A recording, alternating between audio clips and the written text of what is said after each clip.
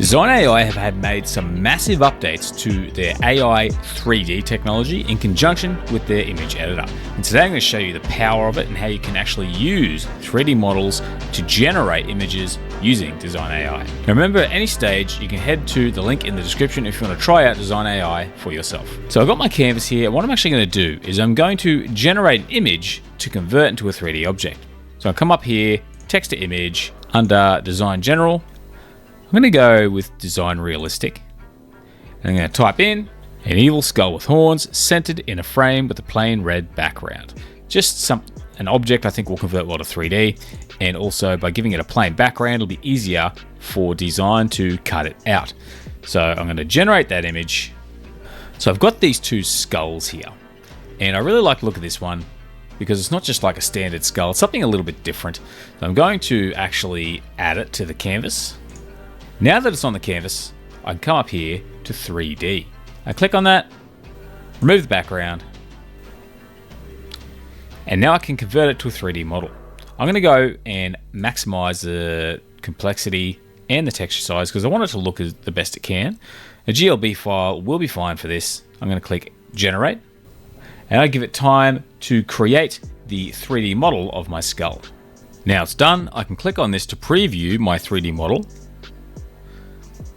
And that looks pretty cool. So what I do is I download the file. I'm going to save it here. And what I can do is I can take this image. I'm just going to go to my layers and I'm just going to make it invisible for now. And this time I can upload that same 3D model I just downloaded. So I drag in my skull file, place on canvas, and you'll see we're looking at the back of it right now. I can rotate it and get a different angle. And then I can even enlarge it. What's really cool is you'll notice there's a focal length here. I can change that, which changes the perspective a bit. So I really think it looks good at this focal length. Now this is pretty much the same angles we had before. So what if I decide to go low angle? I can also switch to a mesh or texture. But otherwise, I can even take the exact same prompt, go image to image. And now that that is on my canvas, I can just right click, paste my prompt, except instead of plain red background, I'm going to say a dystopian night background. I'll remove centered in frame simply because we have the layout here.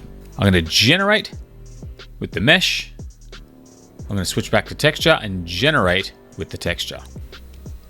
And we get very similar results from one to the other. Now you may notice something, things have changed just a little bit. There's been a chin added and a few other bits and pieces. So one thing I want to point out is that you can, whatever you leave transparent can be open to interpretation, but also we can color match like this here and even increase the structure match so it looks more similar.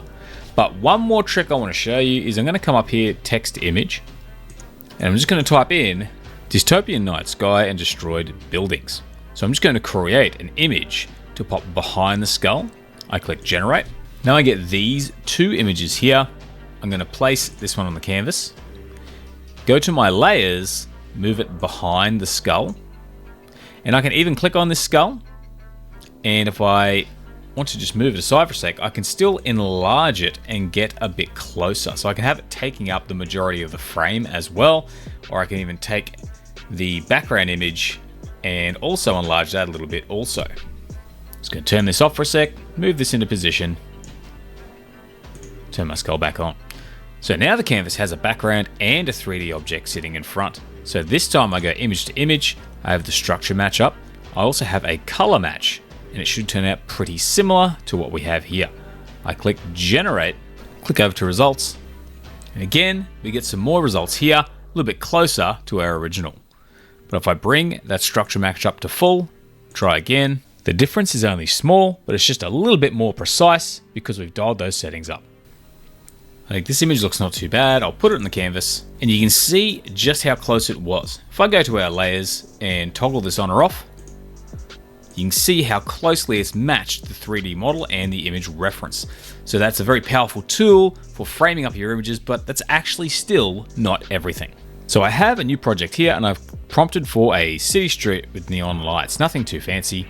But what I want to do is add in multiple 3D models. So what I can do is again, I can just simply drag and drop. Now I have a futuristic car and a little Pixar character I created in a previous video. I'm gonna drag the car in, place on canvas, and I can rotate that car onto a certain angle, move it, resize it, so it takes up a little bit more of the shot.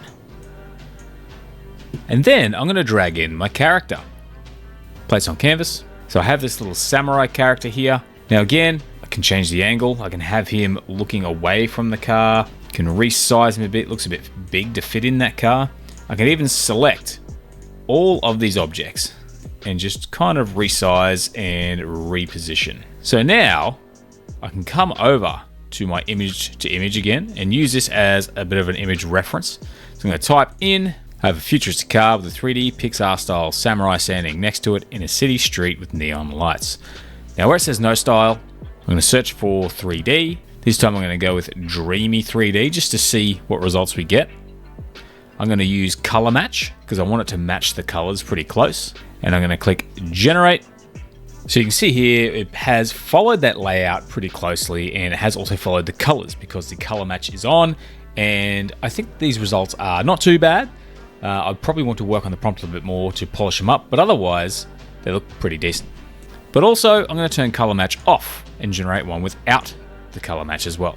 And even though the color doesn't match, it actually still looks pretty in line with what we put there. And as a matter of fact, giving the AI a little bit more freedom, I think, has probably produced some more interesting images, and it's also more in line with the style we chose, I believe, as well. But let's experiment with a different style. Go for realistic, just to see what we get, even though we have the word Pixar in there. I'm gonna bring the structure match right up, hit generate, and this time around we'll get much more realistic lighting, a bit more of depth, and I love this ninja looking one here. But overall, it's done a pretty good job with this image as well. But I'm gonna play with a few more styles to see what we can get. We got back to 1950, and the way it's interpreted the car I think is pretty nice. The layout seems to have a lot of control. This is digital ukiyo-e, so there are mild differences, but overall, because of the prompt, the layout, there's not a lot of difference. Flamenco dance, however, I love what it's done with the character here. Gothic punk, this real glow-in-the-dark style, very cool. But I tried inked realism and got a very interesting effect with that. I think it turned out pretty well, but one of my favorites is pixel art. This really looks like a video game, and like I said, we've got control over the layout, but in pixel art, very powerful. However, if I keep it on realistic and remove the 3D Pixar style, it'd be interesting to see how it interprets that.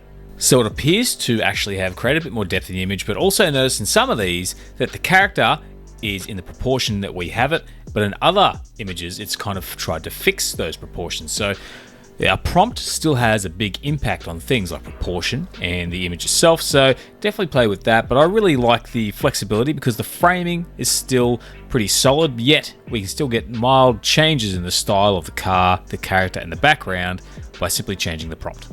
But coming back to the scene we've created here, one thing I can do, now that I'm finished with it all, I'm going to add a little icing to the cake. I'm going to click on the image, go AI video, Kling 1.6, and I can describe what I want to see. So maybe have zooming in on the samurai while he turns and admires his car, 3D Pixar animation.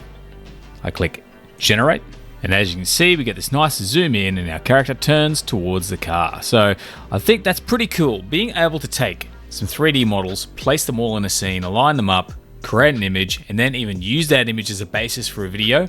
It just is the sign of how much control we are getting using these tools when it comes to AI.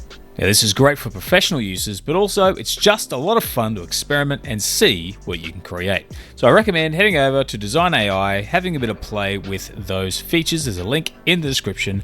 Otherwise, that is the video for today, guys. I hope that you found it enjoyable. If you did, please consider giving it a like. Otherwise, I hope to see you again soon. Have a great day.